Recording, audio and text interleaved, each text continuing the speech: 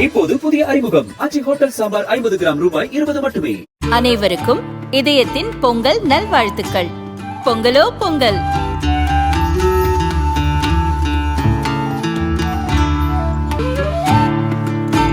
அனைவருக்கும் இதயம் மந்த்ராவின் பொங்கல் தின நல்வாழ்த்துக்கள்.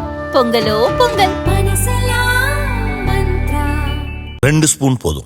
Line date syrup. இதுல அயன், ஃபைபர், விட்டமின்ஸ், நோய் எதிர்ப்பு சக்தி அதிகமா இருக்கு. Line date syrup.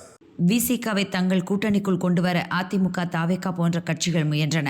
ஆனால் சட்டசபை தேர்தலிலும் திமுக கூட்டணியிலேயே தொடர்வதாக அக்கட்சித் தலைவர் திருமாவளவன் அறிவித்தார். அதே நேரம் கூட்டணியில் திமுகவிற்கு அடுத்து விசிக தான் அனைத்து தொகுதிகளிலும் பெரிய கட்சியாக இருக்கிறது. எனவே திமுகவிற்கு அடுத்து விசிக்கு தான் அதிக தொகுதிகளை ஒதுக்க வேண்டும், குறிப்பாக இரட்டை இலக்கத்தில் ஒதுக்க வேண்டும் என அக்கட்சியினர் வலியுறுத்தி வருகின்றனர். இந்த நிலையில் கடந்த முறை போலவே ஒற்றை இலக்கத்தில் தொகுதிகளை ஒதுக்கினால் கூடுதலாக ராஜ்யசபா சீட் ஒதுக்க வேண்டும் என திமுக தலைமையிடம் கேட்டுள்ளதாக தகவல்கள் வெளியாகியுள்ளன. சிறிய கட்சிகளை கூட்டணியில் சேர்க்க திமுக விரும்புகிறது. அந்த கட்சிகளுக்கும் சீட் ஒதுக்குவதோடு திமுகவும் அதிக இடங்களில் போட்டியிட வேண்டும். நாங்கள் கூடுதலாக இடங்கள் ஒதுக்கும்படி கேட்டு வருகிறோம்.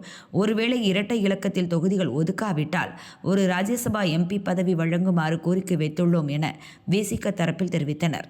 இதேபோல நடிகர் கமலின் மக்கள் நீதி மய்யம் கட்சியும் இரட்டை இலக்க சீட் கோரிக்கை வைத்தது. வரும் சட்டசபை தேர்தலில் டார்ச் லைட் சின்னம் எங்களுக்கு ஒதுக்கப்பட்டுள்ளது. எனவே குறைந்தது 12 தொகுதிகளில் போட்டியிட வேண்டும் என்று விரும்புகிறோம். அதற்காக இரட்டை இலக்க தொகுதிகளை திமுகவிடம் கேட்க முடிவெடுக்கப்பட்டது.